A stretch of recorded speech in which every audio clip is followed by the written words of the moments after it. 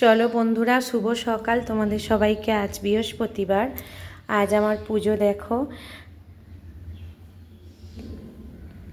কেমন সাজানো হয়েছে, একটু কমেন্টসে জানিও কিন্তু। হরে কৃষ্ণা। আমার কৃষ্ণা, রাধা, আমার গবলু সোনারা সবাইকে কীরকম লাগছে কমেন্টে জানিও কিন্তু। আর একটা লাইক করে দিও, আর হরে কৃষ্ণ লিখো কিন্তু কমেন্টে, কারণ আমার গবলু সোনা খুব ভালো, তোমাদের অনেক অনেক আশীর্বাদ দেবে। কাল হাওড়ায় গিয়েছিলাম, ফুল এনেছি। ফুলগুলো খুব টাটকা আর খুব সুন্দর লাগছেও। আজকে যেহেতু বৃহস্পতিবার, তাই মা লক্ষ্মীকে সুন্দর করে সাজিয়েছি।